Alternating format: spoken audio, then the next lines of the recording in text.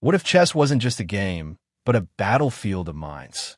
Welcome to Chess Generalship, Volume 1, a masterclass in strategy drawn from the greatest commanders in history. This is not about tactics. It's about command. In 10 chapters, you'll discover the core principles that govern both war and chess. Organization, how structure creates clarity. Topography, how terrain shapes opportunity. Mobility, how movement becomes power. Numbers, how force must be concentrated, not just counted. Time, how timing defines victory. Position, how placement becomes leverage. And finally, the prime strategetic proposition. Concentrate a superior force upon the decisive point. From Epaminondas to Napoleon, from Caesar to von Moltke, this book translates battlefield genius into chessboard mastery. Whether you're a serious player, a student of strategy, or a thinker seeking clarity, Chess Generalship will reshape how you see the game. Preface. To become a good general, one may begin by playing at chess. Except for the theater of actual warfare, no place known to man offers such opportunities for practicing combined strategy, tactics, and logistics as the surface of the chessboard. To those familiar with the science of strategy, it needs no proof that the ability to play a good game of chess indicates the possession of faculties common to all great military commanders. At a certain point, the talent of Morphy for chess and the talent of Napoleon for warfare become one. Beyond this point, their methods of thought and action are identical. Opportunity to display their singular and superlative genius was not lacking for either. But unlike the ferocious Corsican, whose only desire was to find himself on the battlefield, the greatest of all chess masters found no incentive in the slaughter of his fellow men. Yet the recorded games of chess show that he possessed unsurpassed strategic powers. From this sameness of talent, common to the great chess player and the great military commander, arises the practical utility of the royal game. Through chess, one may learn and practice, in their highest form, mental and physical processes of paramount importance to the community in times of extreme peril. From such considerations, and for the further reason that in a true republic all paths to greatness are open to merit, scientific chess should be intelligently and systematically taught in public schools. A people desirous of liberty will entrust its defense to none but themselves. So says the Roman maxim. And in times of crisis, woe to the land where the ruler is but a child in arms, and where the people are as unfamiliar with the military habit as they are disinclined to exercise it.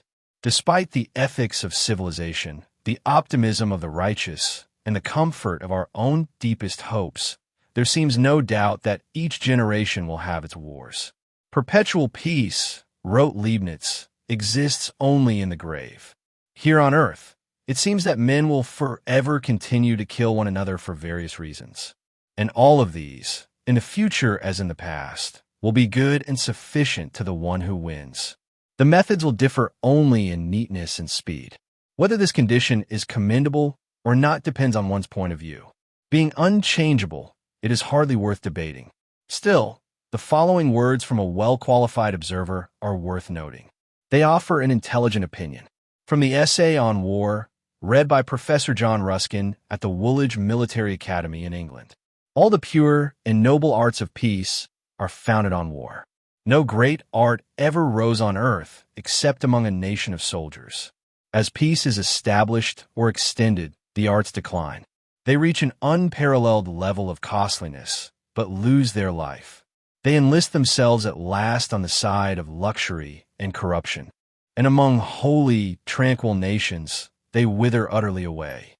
So when I tell you that war is the foundation of all the arts, I mean also that it is the foundation of all the high virtues and faculties of men. It was very strange for me to discover this, and very dreadful. But I saw it to be quite an undeniable fact.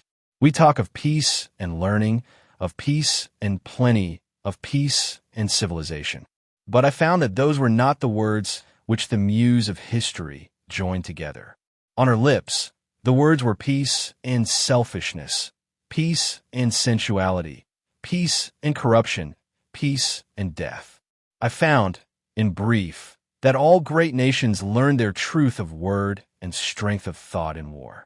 They were nourished in war and wasted in peace, taught by war and deceived by peace, trained by war and betrayed by peace. They were born in war and expired in peace. Creative or foundational war is that in which the natural restlessness and love of contest among men is disciplined into modes of beautiful, though perhaps fatal, play, in which the natural ambition and love of power is shaped into aggressive conquest of surrounding evil, and in which the natural instincts of self-defense are sanctified by the nobleness of the institutions they are appointed to defend. For such war as this, all men are born. In such war as this, any man may happily die. And from such war as this have arisen, throughout the ages, all the highest sanctities and virtues of humanity. That our own country may escape the common fate of nations is something not even to be hoped. Defended by 4 almost bottomless ditches, it is still certain that future generations of Americans must stand in arms, not only to repel foreign aggression, but to uphold even the integrity of the great republic. With the handwriting of coming events flaming on the wall, posterity would do well to heed the solemn warning of bygone centuries. As man is superior to the brute, so is a trained and educated soldier superior to the merely brave, the merely numerous, and the merely enthusiastic. The evils to be feared from a standing army are remote, and in my judgment, not to be dreaded. But the consequence of lacking one is inevitable ruin. So spoke Washington. At the terrible disaster of Cannae, the patrician consul Aemilius Paulus and 80,000 Romans died fighting sword in hand, while the plebeian consul Varro fled early in the battle. Upon Varro's return to Rome, the Senate, instead of ordering his execution, with withering sarcasm formally voted him its thanks. Thank from the Senate and the Roman people that he did not despair of the Republic. Among us we have a man of singular character, one Phocion. He seems not to know that he lives in our modern age and at incomparable Athens. He is poor, yet not humiliated by his poverty. He does good, yet never boasts of it.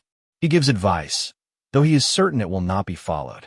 He possesses talent without ambition and serves the state without regard to his own interest. At the head of the army, he contents himself with restoring discipline and beating the enemy. When addressing the assembly, he is equally unmoved by the disapproval or the applause of the multitude. We laugh at his singularities, and we have discovered an admirable secret for revenging ourselves for his contempt. He is the only general we have left, but we do not employ him. He is the most upright and perhaps the most intelligent of our counselors, but we do not listen to him. It is true, we cannot make him change his principles, but, by the gods, neither shall he induce us to change ours. And it never shall be said that, by the example of his superannuated virtues and the influence of his antique teachings, Phocion was able to correct the most polished and amiable people in the world. So spoke Callimedon. Introduction. Men whose business it is to understand war and warfare are often amused by senseless comparisons made by writers who, as their writings show, are ignorant even of the rudiments of military art and science. Of course, a certain license and expression is allowed to the layman. He cannot be expected to speak with the precision of one who knows. At the same time, there is a limit beyond which the non-technical writer passes at his peril. This limit is reached when he poses as a critic and presumes to dogmatize on matters he does not understand. The fanciful conjectures of such people are well illustrated by the following editorial error, published by a leading metropolitan daily.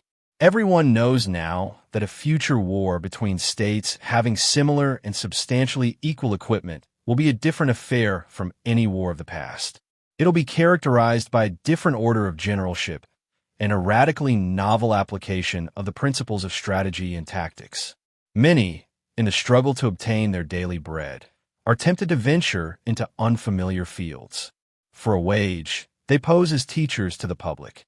Such writers would do well to speak modestly about sciences they have not studied and arts they have never practiced. Especially in future comments on military matters, they may profit from a small dose of ancient history. history which newspaper men as a class so often despise, and in regard to which they are almost universally ignorant. What orders of generalship can exist in the future, different from those which have always existed since war began? There are only two kinds of generalship, good and bad.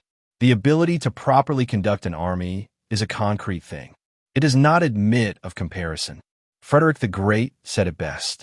There are only two kinds of generals, those who know their trade and those who do not. So, what will the general of the future do differently? Will he be better than Epaminondas, Alexander, Hannibal, Caesar, Gustavus Adolphus, Turenne, Eugene, Frederick, Washington, Napoleon, or von Moltke? Will he improve upon the application of strategy and tactics as practiced by these superlative military minds? Will he find a better way to make war than acting against the enemy's communications?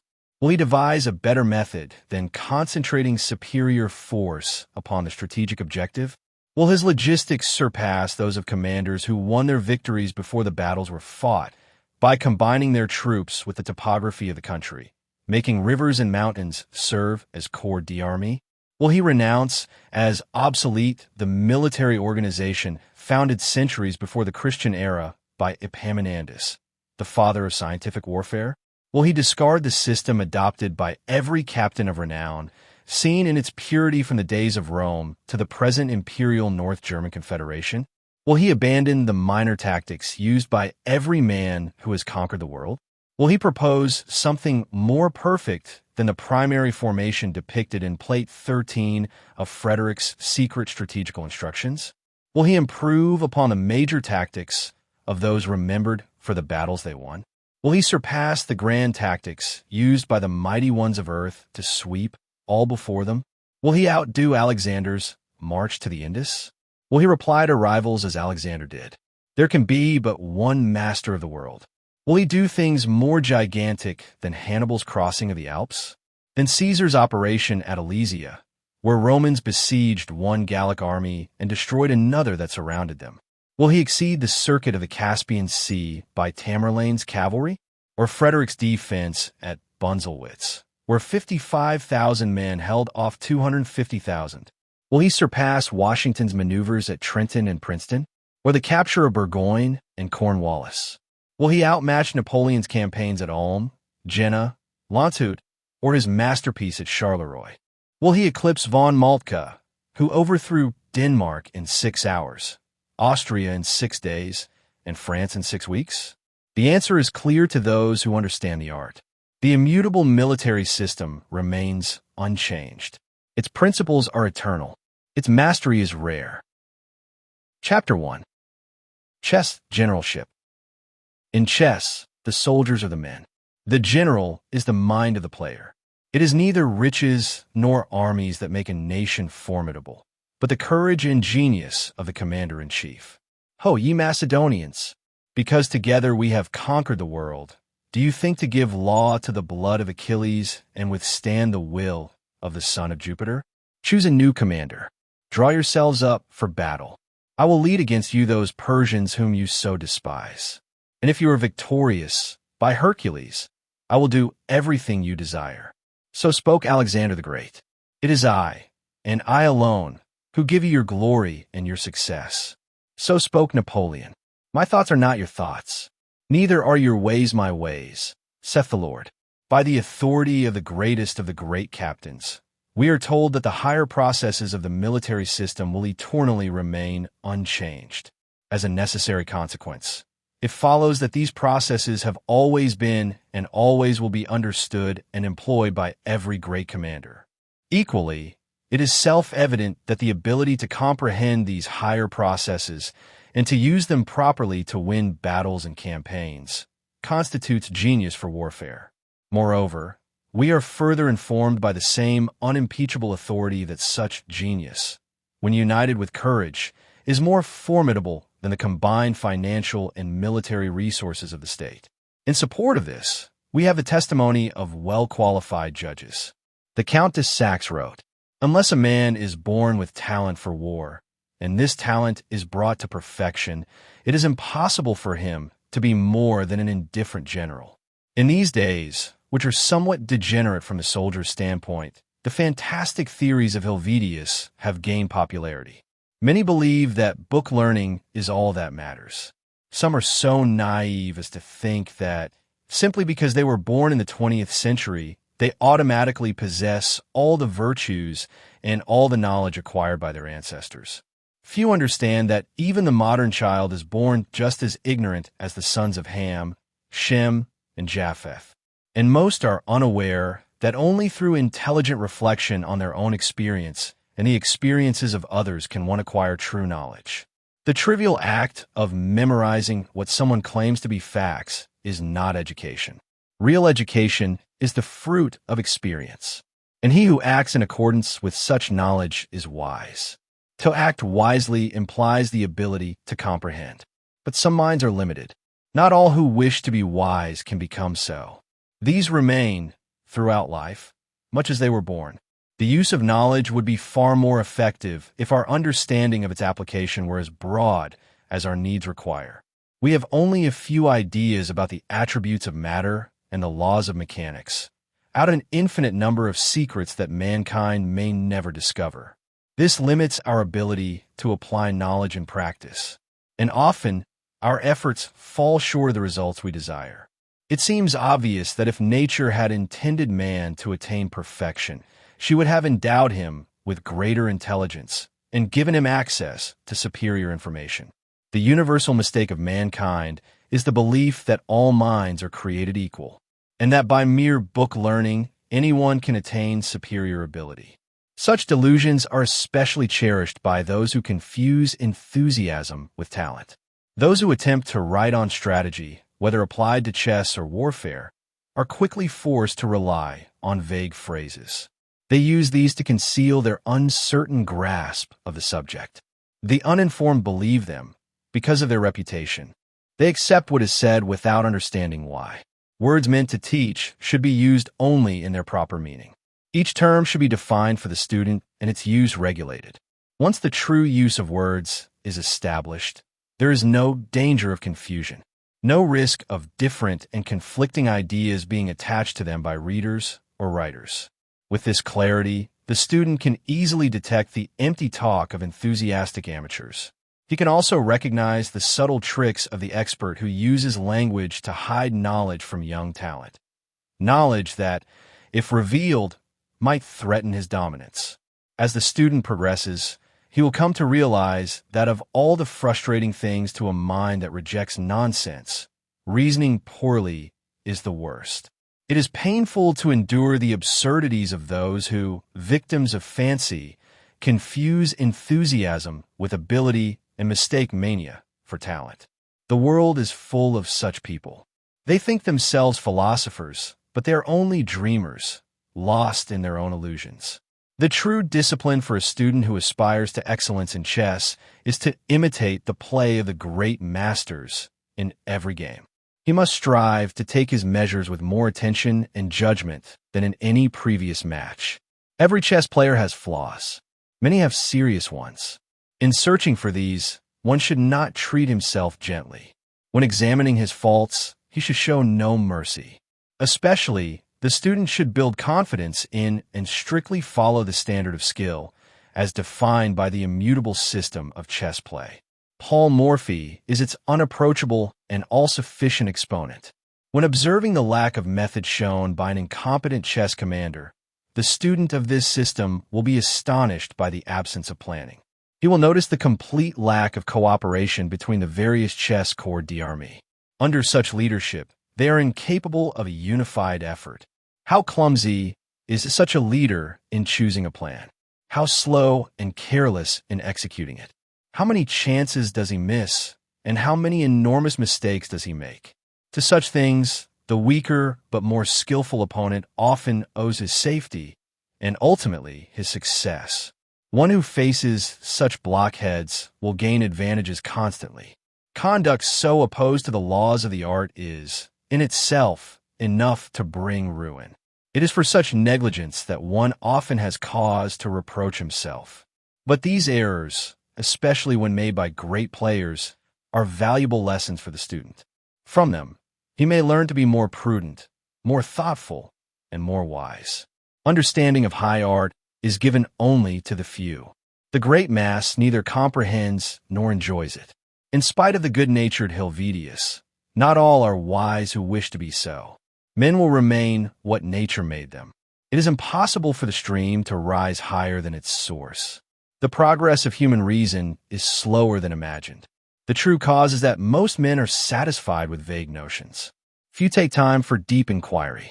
Some, bound by prejudice since childhood, cannot break their chains.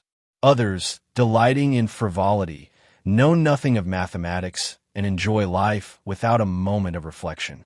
If one thinking man in 1,000 is found, it is much, and it is for him that men of talent write. The rest are naturally offended. Nothing enrages the mediocre mind more than being forced to admit its own inferiority. So they condemn book, author, and reader alike. It is easier to dismiss than to refute or to learn. The early success of many young students prevents them from seeing that they often depart from the rules of the art. Because they escape punishment for their errors, they remain unaware of the dangers they faced. Constant good fortune makes them overconfident. They do not suspect it necessary to change their methods, even when facing a skilled opponent. Thus, the youthful novice, inconsiderate and inconsistent, plays his pieces as fancy dictates. He gathers bouquets of brilliant ideas, thoughtless of the future, happy because he cannot reflect. To reason correctly, the student must rid his mind of all preconceived notions. He must treat the matter at hand as a blank page, writing only what logic and demonstration prove to be true. There is a great difference between logical reasoning and mere guesswork. The calculations of mathematicians, though exact, are never difficult. They deal with known quantities and visible objects.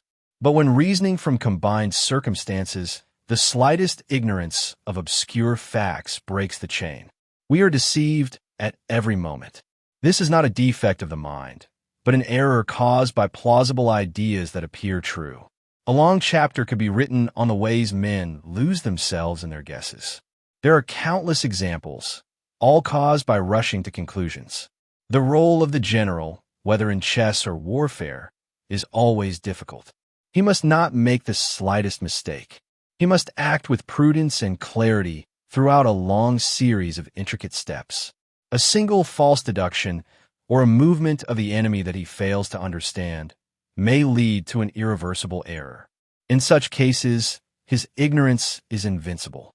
No matter how vast the human mind may be, it cannot foresee the minute combinations needed to predict and control future events. Incidents that are past can be explained clearly because their causes are known.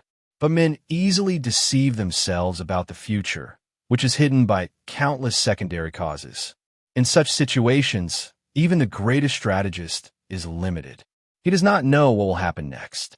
How then can he foresee what secondary causes may produce?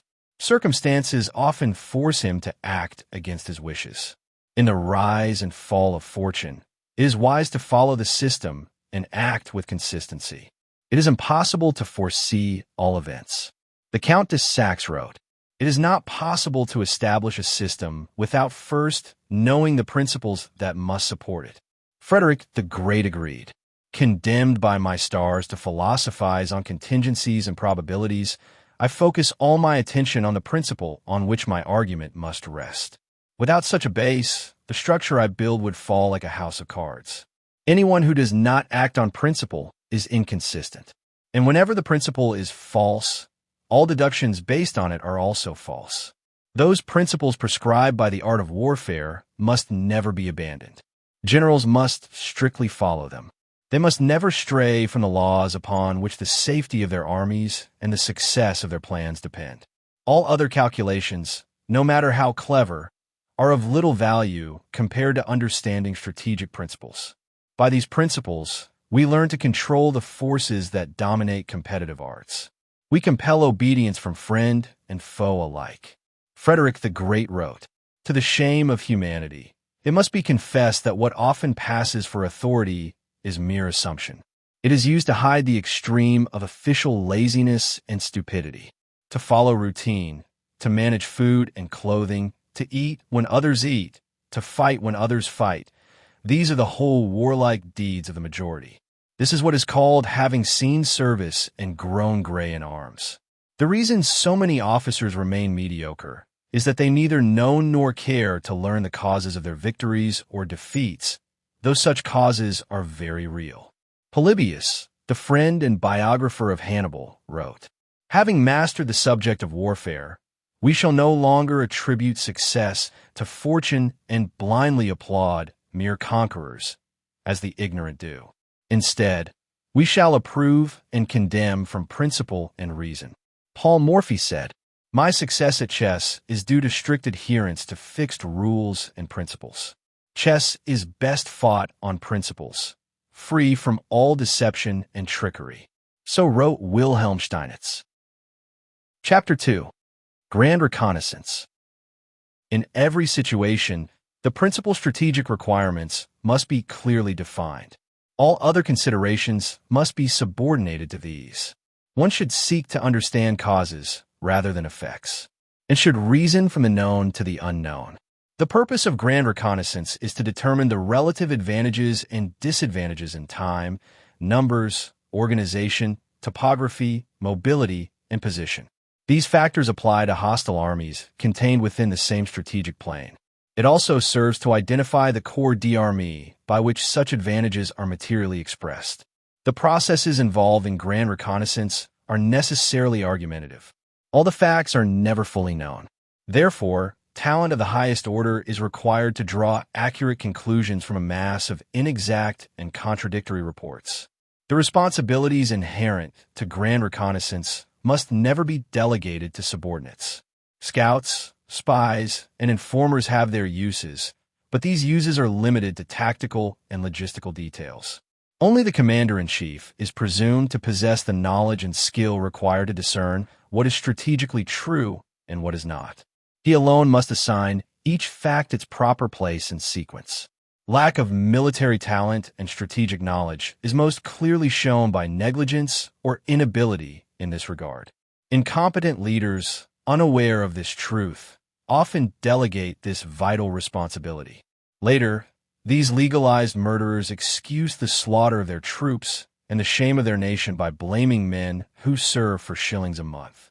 They reprimand them for failing in a service which, if they could perform it, would entitle them to the gold epaulets and general's pay that their commander receives without merit. Knowledge of the number, organization, position, and movements of the enemy's troops is the foundation for correct calculation in campaign and battle. To estimate these accurately, they must be closely inspected. All speculation and conjecture in these matters is mere frivolity. It is by rushing to conclusions that men are deceived. To judge rightly before the facts are clear is most difficult. To act on uncertainty is wrong. We do not know all the facts. A single piece of information may later force us to condemn what we previously approved. In making grand reconnaissance, one must be wary of placing too much confidence in appearances and first impressions. Especially, one must avoid exaggerating the weaknesses of the enemy or the strength of one's own position. Never underestimate 1. The talents of the opposing commander. 2. The advantages possessed by the opposing army, whether in numbers, organization, position, topography, time, or mobility. It is essential to constantly observe the movements of the enemy. This reveals his plans and the exact location of his corps. These are the only reliable guides for determining the proper course of action. Let the enemy show, by his movements and the positions he occupies, what he intends to do. Until these are known, it is not proper to act. Therefore, principle: all movements of offensive corps should be governed by the position of the hostile army. All movements of defensive corps should be governed by the movements of the hostile army. As soon as the enemy begins a movement, his intentions become clear. Then it is possible to make precise calculations. But do not rush to conclusions based on uncertain information. Do not take action until you are certain of the enemy's numbers, position, objectives, and plans. No matter how attractive a plan may seem, do not pursue it while unaware of the obstacles ahead.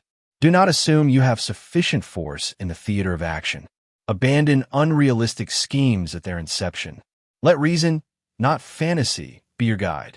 Men of courage may undertake great difficulties, but impractical ideas are left to lunatics. In all situations, avoid venturing beyond your depth.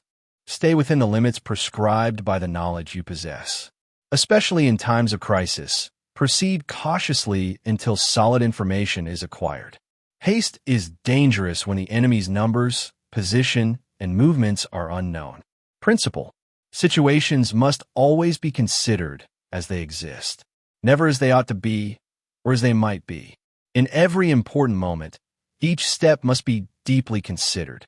Leave as little as possible to chance. Do not become careless or negligent because of success. Do not become fearful or discouraged because of setbacks. Always see things as they are. Act according to the strategic principle that governs the situation. Fortune often does the rest. Military examples. Philip, king of Macedonia, is the sole keeper of his own secrets.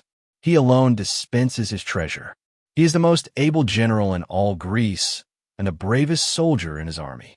He foresees and executes everything himself. He anticipates events, seizes every advantage, and yields only when necessary. His troops are extremely well disciplined. He trains them constantly. Always at their head, they march with arms and baggage 300 stadia with alarming speed. He makes no distinction between summer and winter, between fatigue and rest. He takes no step without mature reflection. He does not proceed to a second move until he is assured of the success of the first.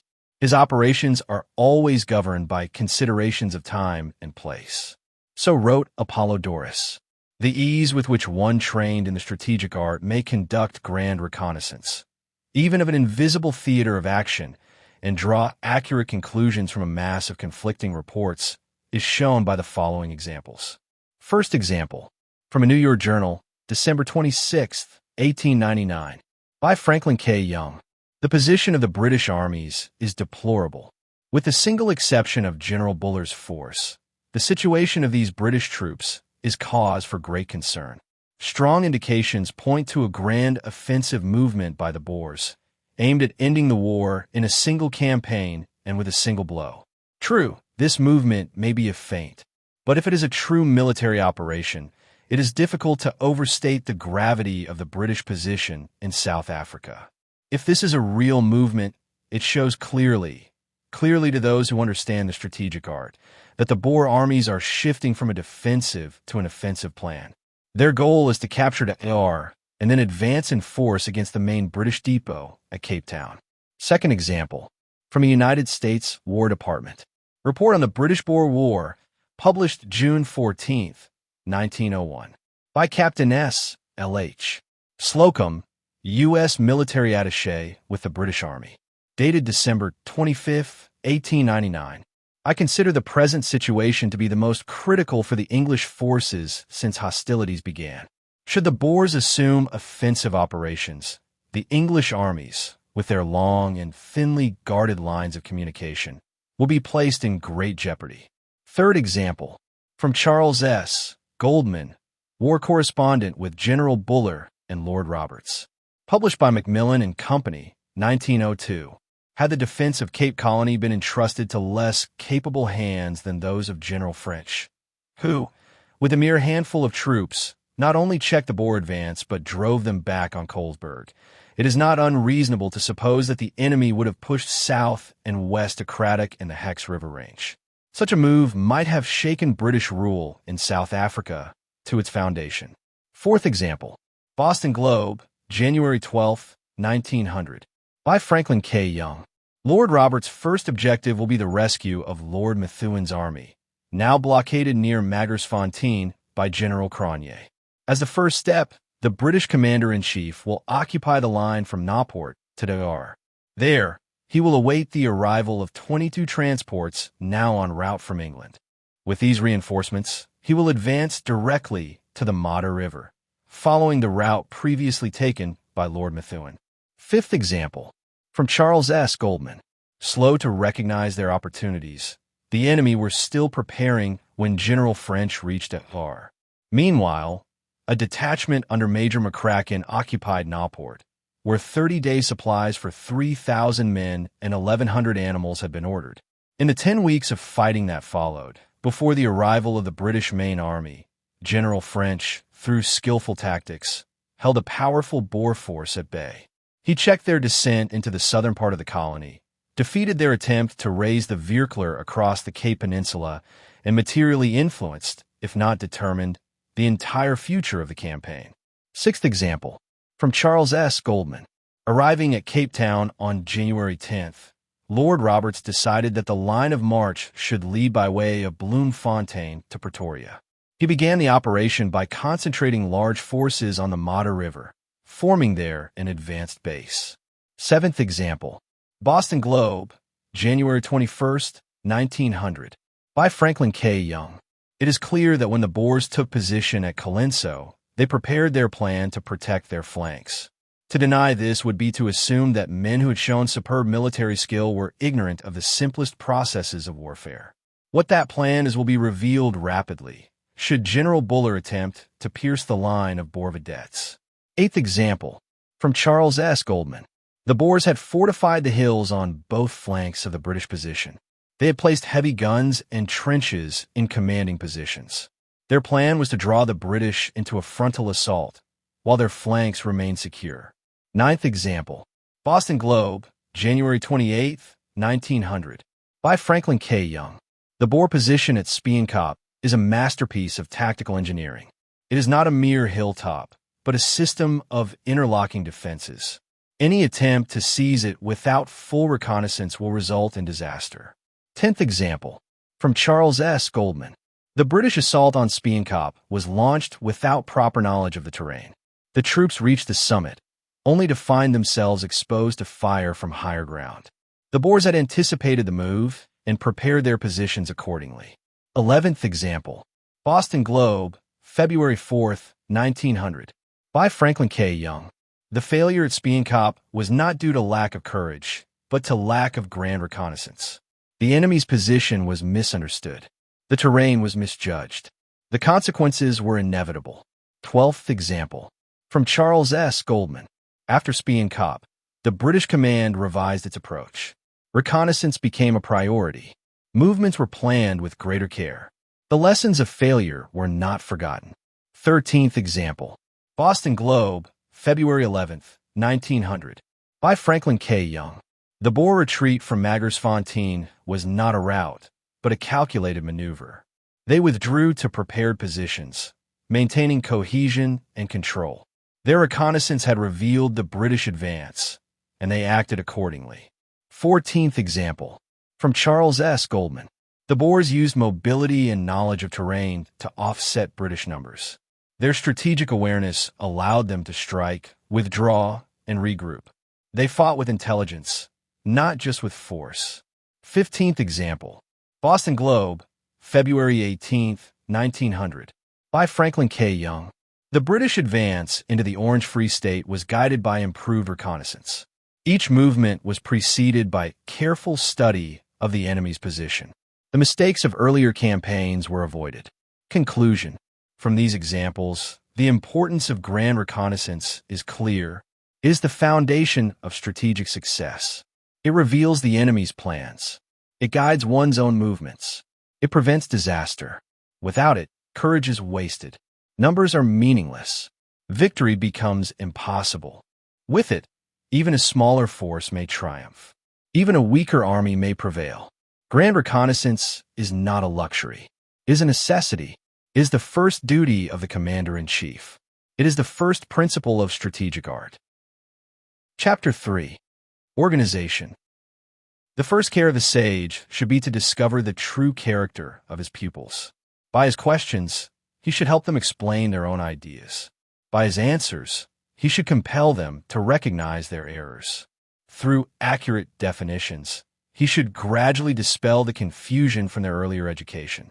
By skillfully arousing their doubts, he should increase their curiosity and eagerness to learn. The art of the instructor consists in guiding his pupils to the point where they can no longer endure their own ignorance. Many, unable to face this trial, and confused by wounded pride, lack the strength to accept correction. They abandon their teacher, who should not be eager to recall them. Others, who learn from humility to doubt themselves, should no longer be tested by vanity. The teacher should speak neither with the severity of a judge, nor the arrogance of a sophist. He should avoid harsh reproaches and constant complaints. His words should be the language of reason and friendship, spoken with the voice of experience. So taught Socrates. The progress of science is universally slowed because not enough attention is paid to explaining essentials and clearly defining the terms used. So wrote Euclid. In chess, as in warfare, organization is the foundation of success. Without it, no plan can be executed. No strategy can be sustained. Organization is not merely the arrangement of pieces or troops. It is the structure that allows movement, cooperation, and control. In a military system, organization begins with the division of forces into corps, brigades, regiments, and companies. Each unit has its role, its commander, and its place in a larger plan. In chess, the same principles apply. Each piece has its function. Each must be placed where it can act effectively, support others, and contribute to the whole. The player who understands organization sees the board not as isolated squares, but as a field of coordinated action. He moves not just a piece, but a part of a system. He knows that strength lies not in numbers alone, but in unity of purpose and precision of execution. Without organization, even the strongest army is helpless. Even the most powerful pieces are wasted.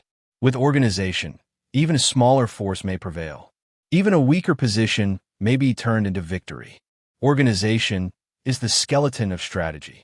It is the framework upon which all tactics are built. It is the first lesson of the commander. It is the first principle of chess generalship.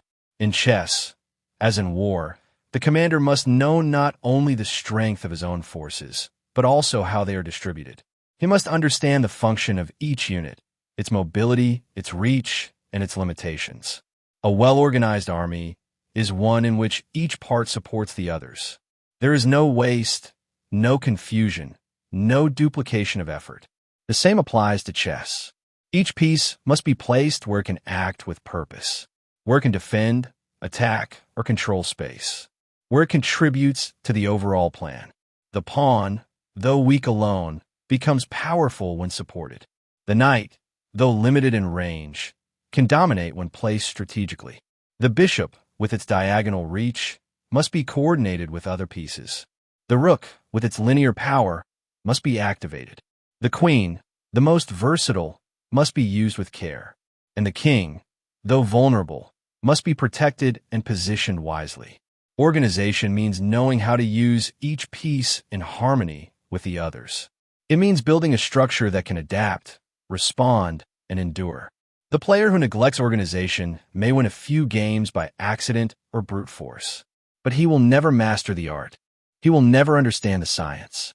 The great masters of chess, Morphy, Steinitz, Lasker, did not rely on tricks or surprises. They built their victories on solid organization, on principles that endure. In warfare, the same is true. Alexander, Caesar, Napoleon, Frederick, they won not by chance but by design. Their armies were organized with precision. Their plans were executed with discipline. Organization is not glamorous. It is not dramatic, but it is essential. It is the silent strength behind every successful campaign. It is the invisible hand that guides every great move. In chess, as in war, the commander who understands organization holds the key to victory. Military examples. The Count de Saxe wrote, "The first step in forming an army is to organize it. Without organization, there can be no discipline. Without discipline, there can be no victory." Frederick the Great said, "An army is not a mob. It is a machine. Each part must function with precision. Each movement must be coordinated. Each soldier must know his place and his duty." Napoleon declared, "The strength of an army lies not in its numbers, but in its structure. A well-organized force can defeat a larger, disorganized one." Washington proved this at Trenton and Princeton. With a small, disciplined army, he struck swiftly and decisively. His troops moved as one. Their organization turned the tide of war. Von Moltke demonstrated it in the campaigns against Denmark, Austria, and France. His armies were divided into corps, each with its own mission. They advanced in harmony, converging on the enemy with overwhelming force. In chess, the same principles apply. The player who organizes his pieces with care can control the board. He can defend, attack, and adapt. He can respond to threats and create opportunities. The player who neglects organization will find his pieces scattered, his plans confused, and his position vulnerable. Organization is not just a tool. It is a weapon. It is the foundation of strategy. It is the soul of command. In chess, as in war, the commander who masters organization holds the power to shape the battle, to direct the flow of action, to achieve victory. Let the student of chess remember this. Let him study the masters. Let him learn from their structure, their discipline, and their design. For in the art of chess generalship, organization is the first principle, is the beginning of wisdom, is the key to success. Chapter 4. Topography. The progress of science is universally slowed because not enough attention is paid to explaining essentials and clearly defining the terms used. So wrote Euclid. In chess, as in war, topography is a decisive factor. It shapes the battlefield. It determines movement, visibility, and control. Topography is not just the physical layout of the land. It is the strategic character of the terrain. It includes elevation, obstacles, lines of communication, and zones of influence. In chess, the board is flat, but its topography is defined by control of squares, mobility of pieces, and the structure of positions. The player who understands topography sees the board not as 64 equal squares, but as a dynamic field of opportunity and danger. He knows which areas are strong, which are weak, which are open, and which are closed. He knows how to use the terrain to his advantage, how to restrict the enemy's movement, how to create paths for attack and defense. In warfare, the same principles apply. Mountains, rivers, forests, and roads are not just features. They are tools. They are weapons. The commander who understands topography can move faster, strike harder, and defend more effectively. He can use the terrain to multiply his force, to divide the enemy, to control the battle. Frederick the Great wrote, "The art of taking advantage of topographical conditions and of the faulty disposition of the opposing forces will eternally remain unchanged in the military system." Napoleon said, "The whole theory of war lies in the form of action shaped by the terrain." In chess, the same is true. The player who masters topography controls the game. He sees the board not as it is, but as it can become. He shapes the terrain to fit his strategy. He builds positions that are strong, flexible, and resilient. Topography is not static. It evolves with each move. It reflects the balance of power. It reveals the plan. The student of chess must learn to read the board like a map, to see the contours of control, to understand the flow of influence. For in the art of chess generalship, topography is the ground upon which victory is built. In chess, the topography of the board is shaped by the placement of pieces.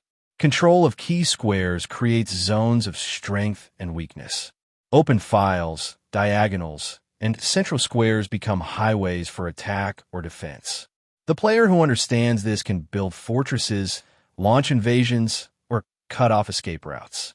He can turn the board into a battlefield of his choosing. In warfare, the same applies. A river may be a barrier or a shield. A mountain may be a fortress or a trap. A forest may conceal movement or hinder it. The commander must read the terrain like a map of possibilities. He must know where to strike, where to hold, and where to retreat. Topography is not neutral. It favors the prepared. It punishes the careless.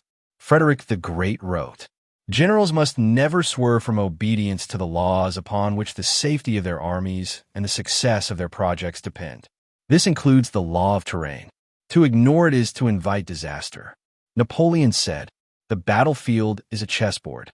The terrain is the key. Victory belongs to the one who understands it." In chess, the terrain changes with each move. A square that was safe becomes dangerous. A file that was closed becomes open.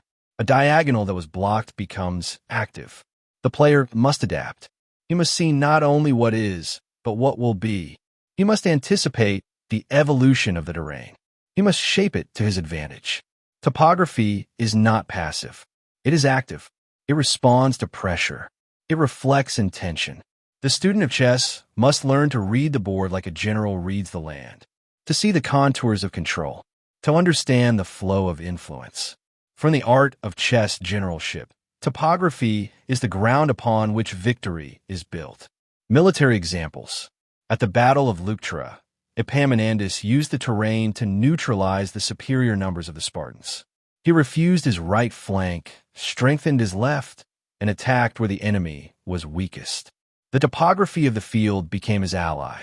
At Arbela, Alexander the Great studied the terrain for days. He chose the time and place of battle. He used the open plain to unleash his cavalry and break the Persian lines. At Alesia, Caesar built 2 lines of fortifications, one to besiege the Gallic army inside the city, another to defend against the relief army outside. He used the hills and rivers to anchor his positions. The terrain became a fortress. At Bunzelwitz, Frederick the Great held off a force 5 times larger. He used the mountains and marshes to protect his flanks. He built redoubts and trenches. He turned the terrain into a shield. At Trenton and Princeton, Washington crossed icy rivers and marched through snow. He used the terrain to surprise the enemy. He struck where they least expected. He vanished before they could respond. At Ulm, Napoleon surrounded an Austrian army without a major battle. He used the Danube River and the mountain passes to cut off escape. The terrain became a trap. At Jena, he used the hills to conceal his movements. At Austerlitz, he lured the enemy into a valley, then struck from the heights. Von Moltke used the railways and rivers of Germany to move his armies with speed and precision. He turned the geography of Europe into a weapon. In each case, the commander who understood topography gained the advantage. He saw the terrain not as an obstacle, but as an opportunity. In chess, the same is true. The player who understands the board as a landscape of influence can shape the game. He can build strongholds, launch attacks, and control the flow of battle. Topography is not just the ground beneath our feet. It is the field upon which strategy is written. It is the silent partner of every great commander. It is the canvas upon which victory is painted. Let the student of chess learn to read the board as a general reads the land. Let him see the lines of force, the zones of control, the paths of movement. For in the art of chess generalship, topography is not just background. It is the battlefield itself. Chapter 5. Mobility. The test is as true of mental power as if 100,000 men lay dead upon the field, or a score of ships were swinging blackened wrecks after a game between 2 mighty admirals. So spoke Dr. Oliver Wendell Holmes. Mobility is the power to move. It is the ability to shift position, to change formation, to respond to opportunity or threat. In chess, mobility is the freedom of the pieces. It is the capacity to reach key squares, to support allies, to attack or defend. In warfare, mobility is the ability of troops to march, to maneuver, to deploy. It is the speed of movement, the flexibility of action, the reach of force. Mobility is not just motion. It is purposeful motion. It is movement with intent, guided by strategy. The player who understands mobility does not move pieces at random. He moves with design. He opens lines, clears paths, creates space. He knows that a piece trapped is a piece wasted, that a piece with no mobility is a liability. The commander who understands mobility does not march blindly. He maneuvers. He shifts his forces to gain advantage. He concentrates strength where it is needed. Mobility allows surprise. It enables concentration. It creates initiative. Without mobility, there is no attack, no defense, no adaptation. Mobility is the breath of strategy. It is the pulse of tactics. In chess, the player must constantly evaluate the mobility of his pieces. He must ask, where can they go? What can they do? How do they support the plan? In warfare, the general must ask, how fast do my troops move? Where can they deploy? How do they reach the objective? Mobility is not just a physical trait. It is a strategic asset. It is the difference between action and reaction, between initiative and passivity, between victory and defeat. In chess, mobility is measured by options. How many squares can a piece reach? How many directions can it move? How quickly can it shift from one side of the board to the other? The knight is mobile in short bursts. It jumps over obstacles and reaches unexpected places. The bishop is mobile across long diagonals. It controls space from a distance. The rook is mobile along ranks and files. It dominates open lines. The queen is the most mobile of all. She combines the power of rook and bishop. She is the embodiment of strategic reach. But mobility is not just about power. It is about timing. A piece that arrives too late is useless. A piece that moves too early may be exposed. The player must coordinate mobility. He must synchronize movement. He must ensure that his forces arrive together, support each other, and act as one. In warfare, the same applies. Troops must march in harmony. Cavalry, infantry, artillery, each must move with purpose. Each must be where it is needed, when it is needed. Mobility allows concentration of force. It enables the commander to strike with superiority at the decisive point. Napoleon said, "The secret of war lies in the ability to concentrate a superior force at the right place and time." Mobility makes this possible. Frederick the Great wrote, "The understanding of the commander has more influence on the outcome than the prowess of his troops." This understanding includes mobility, to know when and where to move, to know how to shift the balance, to know how to seize the moment. In chess, the player who masters mobility can change the course of the game. He can turn defense into attack. He can escape danger and create threats. Mobility is not just a tool. It is a weapon. It is the power to act, to adapt, to dominate. Let the student of chess learn to measure mobility, to value freedom of movement, to build positions that are flexible, responsive, and strong. For in the art of chess generalship, mobility is the force that drives strategy forward. Military examples. At the Battle of Arbela, Alexander the Great used mobility to outflank the vast Persian army. He shifted his cavalry with speed and precision, striking where the enemy was weakest. His forces moved as one, coordinated and swift. At Cannae, Hannibal used mobility to encircle a larger Roman army. He drew them in, then closed around them. His cavalry swept behind their lines. The Romans were trapped, crushed by movement they could not match. At Alesia, Caesar moved between two armies. He built fortifications facing inward and outward. He marched his troops from one side to the other, responding to threats, holding both fronts. His mobility saved the siege and won the war. At Leuthen, Frederick the Great marched his army in silence behind a ridge. He appeared where the Austrians did not expect. He struck with surprise and force. His mobility turned the tide. At Ulm, Napoleon surrounded an Austrian army without a major battle. He moved his corps with speed and secrecy. He cut off escape, forced surrender, and won a campaign in days. At Jena, he shifted his forces across difficult terrain. At Austerlitz, he feigned weakness, then moved with sudden strength. Von Moltke used railroads to move entire armies. He concentrated forces from distant provinces. He struck before the enemy could react. His mobility reshaped modern war. In each case, mobility was the key. It allowed surprise. It enabled concentration. It created victory. In chess, the same is true. The player who masters mobility can shift the balance. He can strike where the enemy is weak. He can defend where he is threatened. Mobility is not just movement. It is movement with purpose. It is the power to act, to adapt, to dominate. Let the student of chess study mobility. Let him learn from the masters. Let him build positions that are flexible, responsive, and strong. For in the art of chess generalship, mobility is the force that brings strategy to life. Chapter 6. Numbers. The conquered in war, sinking beneath the tribute exacted by the victor, and not daring to express their hatred, bequeath to their children miseries so extreme that the aged have no further evil to fear in death, nor the young any good to hope in life. So wrote Xenocles. Numbers are the raw material of force. They're the measure of power, the weight of presence, the scale of strength. In warfare, numbers determined the size of armies, the reach of campaigns, the depth of reserves. They shape the balance between attack and defense, between risk and security. In chess, numbers are fixed. Each side begins with equal force, but the balance shifts with each move, each exchange, each sacrifice. The player who understands numbers does not count blindly. He calculates value. He weighs position against material. He knows when to trade, when to hold, when to sacrifice.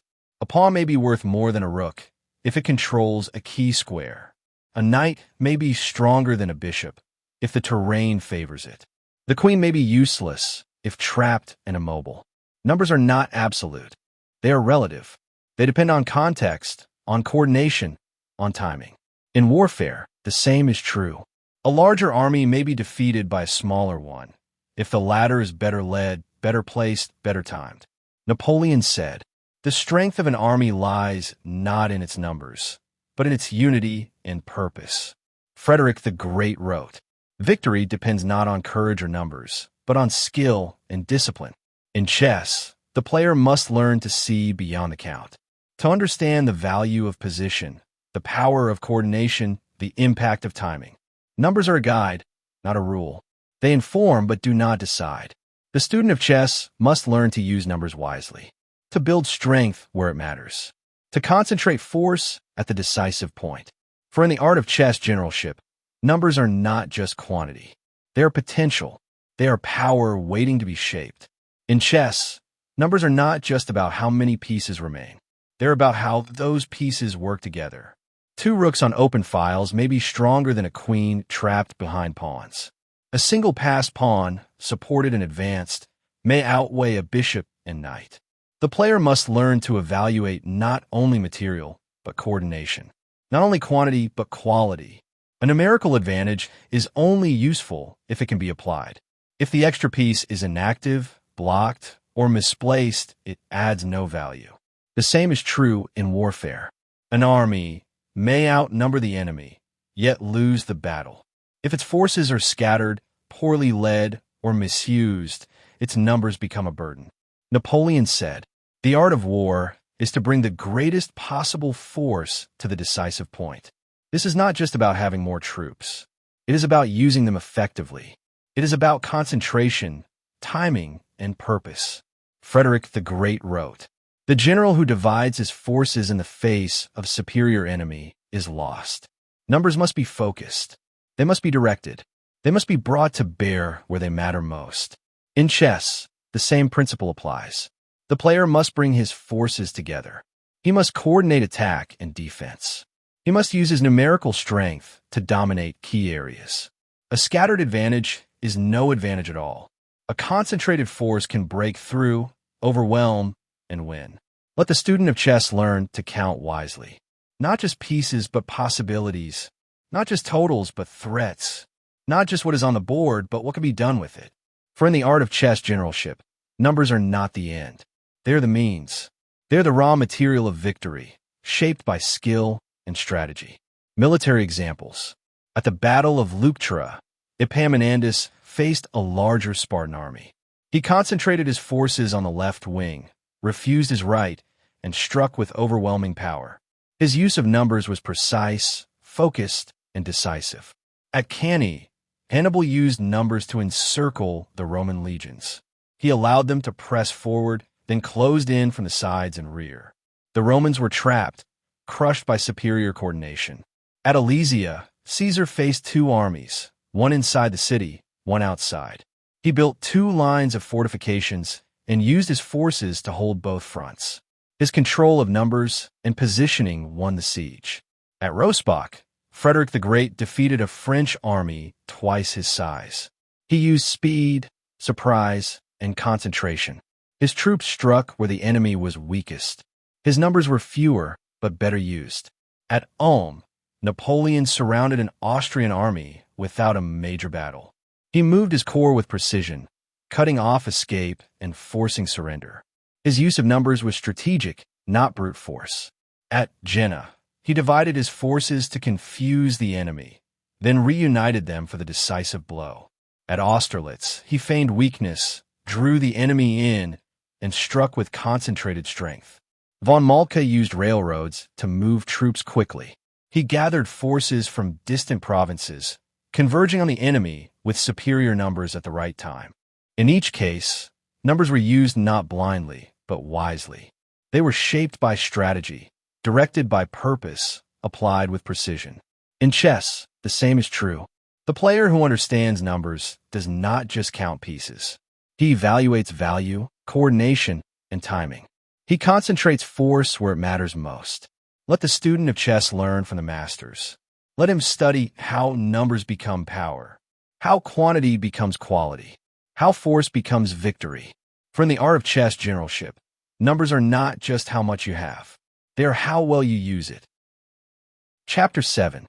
Time. There is nothing truly imposing but military glory. So said Napoleon. Time is the invisible battlefield.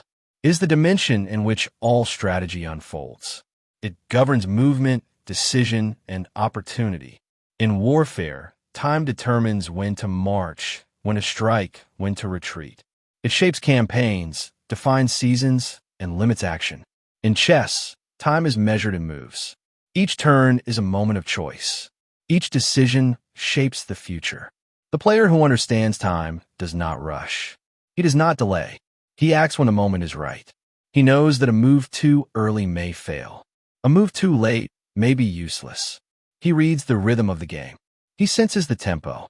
He controls the pace. In warfare, the same applies.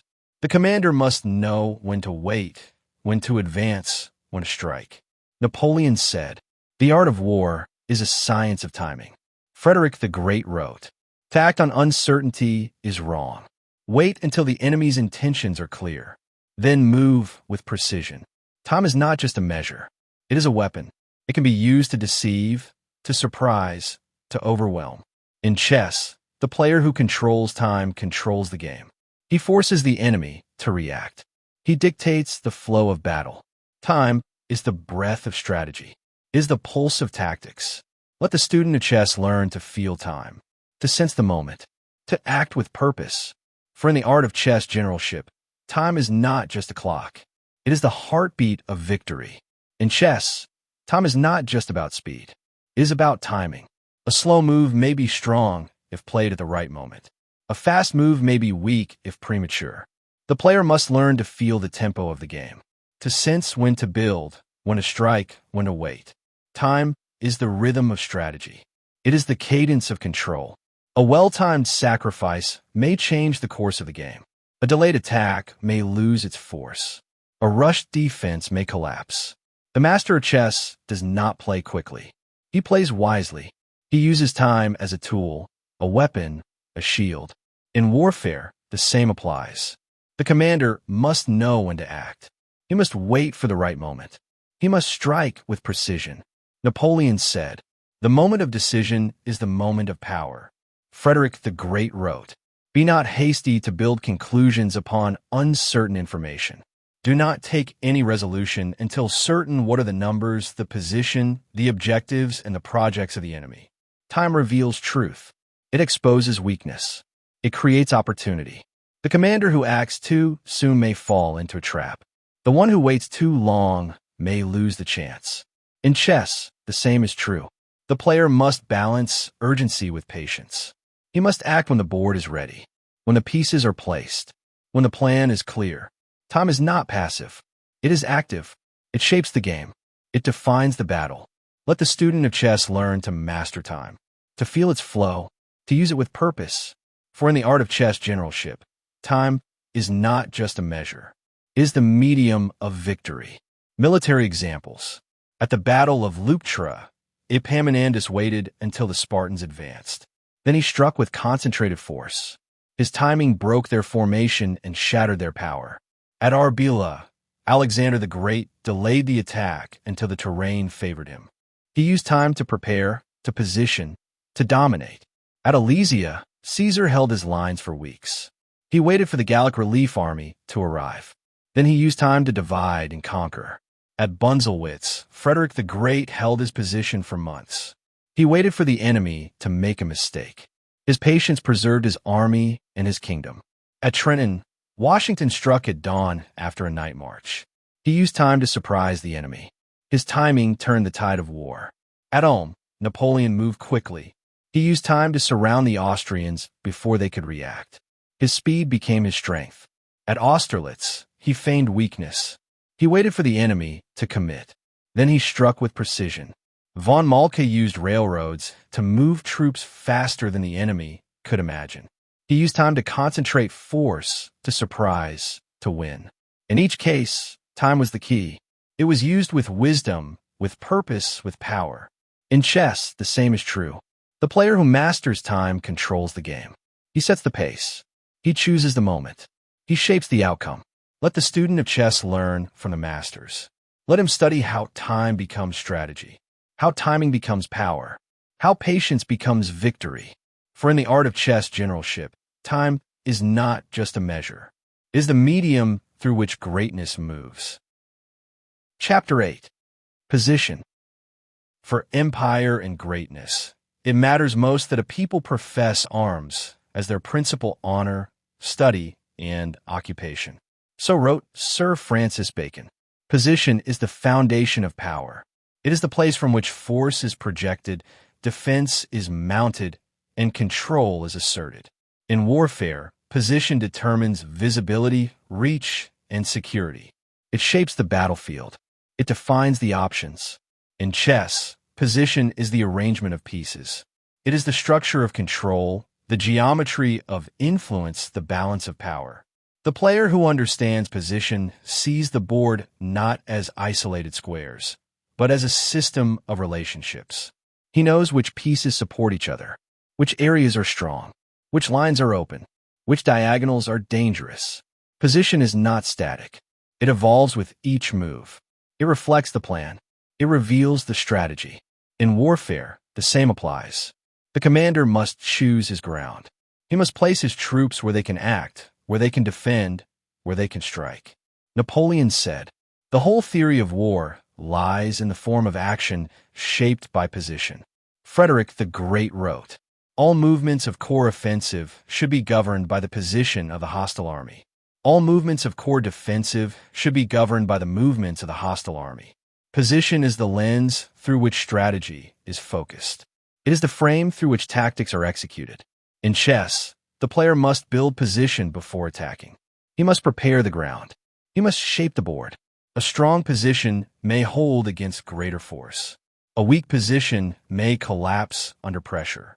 Let the student of chess learn to read position, to see the lines of force, to understand the structure of control. For in the art of chess generalship, position is not just where the pieces are. It is what they mean. In chess, position is not just where the pieces are. It is how they relate to each other. It is how they control space, how they support and threaten. A well-placed knight may dominate the board. A centralized queen may control multiple lines. A rook on an open file may become a spearhead of attack. But position is not only about strength. It is about safety. A king behind a wall of pawns is secure. A bishop trapped behind its own pieces is useless. The player must learn to build position, to place his pieces where they can act, where they can defend, where they can strike. He must avoid overcrowding, avoid isolation, avoid weakness. In warfare, the same applies. Troops must be placed where they can move, where they can support, where they can fight. A strong position may hold against superior numbers. A weak position may collapse under pressure. Napoleon said, "The battlefield is shaped by position. Victory belongs to the one who controls the ground." Frederick the Great wrote, "Do not act until the enemy's position is known. Then move with precision." Position reveals intention. It shows where the enemy is strong, where he is vulnerable, where he may strike. The commander must read the terrain. He must place his forces with care. He must build a position that can adapt, respond, and endure. In chess, the same is true. The player must shape the board. He He must prepare the ground. He must build a position that supports his plan.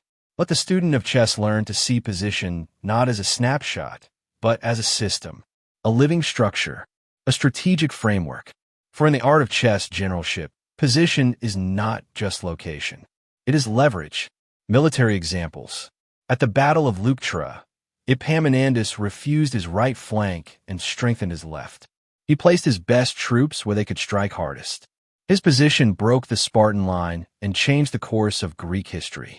At Arbela, Alexander the Great chose the battlefield carefully.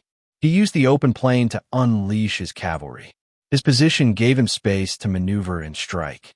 At Alesia, Caesar built 2 lines of fortifications, one facing the city, one facing outward. He held his position against 2 armies. His placement of troops and defenses won the siege. At Bunzelwitz, Frederick the Great held a fortified camp against overwhelming numbers. He used hills, rivers, and redoubts to create a position that could not be attacked. His army was safe because his position was strong. At Trenton and Princeton, Washington used position to surprise the enemy. He crossed rivers, marched at night, and struck from unexpected directions. His position gave him the advantage. At Ulm, Napoleon used position to surround the Austrians. He placed his corps to block every escape. The enemy surrendered without a major battle. At Austerlitz, he lured the enemy into a valley. Then he struck from the heights. His position turned weakness into strength. Von Moltke used position to concentrate force. He placed his armies to converge on the enemy. He used railroads to move quickly and strike from multiple directions. In each case, position was the key. It shaped the battle. It created opportunity. It secured victory. In chess, the same is true. The player who understands position builds strength. He controls space. He shapes the game. Let the student of chess learn from the masters. Let him study how position becomes power, how placement becomes pressure, how structure becomes success. For in the art of chess generalship, position is not just where you are. It is how you win. Chapter 9. Prime Strategetic Means. There are secrets that the children are not taught in public school. If these secrets were broadcasted, how could we the masses rule? If they understood religion, jurisprudence, trade, and war, would they groan in sweat and labor, make our bricks and furnish straw? So wrote Anon. Prime strategetic means are the essential tools of grand strategy. They're the elements from which campaigns are built, battles are shaped, and victory is forged. In warfare, these means include organization, topography, mobility, numbers, time, and position. Each is a pillar of power. Each supports the structure of command. In chess, the same means apply. The player must organize his forces. He must understand the terrain of the board. He must move with purpose. He must count with wisdom. He must act with timing. He must build strong positions. These are not separate ideas. They are interconnected. They form a system. They create a framework for action. The commander who understands these means can shape the battlefield. He can control the flow of conflict. He can dominate the enemy. The player who masters these means can shape the game. He can control the tempo. He can dictate the outcome. Prime strategetic means are not tricks. They are not tactics. They are principles. They are laws. They apply to all situations. They guide all decisions. They define all success. Let the student of chess learn these means. Let him study their use. Let him master their power. For in the art of chess generalship, prime strategetic means are the foundation of greatness. Prime strategetic means are not isolated tools. They are interdependent. They work together to shape the outcome. Organization gives structure. Topography gives context. Mobility gives reach. Numbers give weight. Time gives rhythm. Position gives leverage. Together, they form the architecture of command. They define the possibilities. They shape the plan. The commander who understands this system can act with clarity. He can adapt to change. He can respond to threat.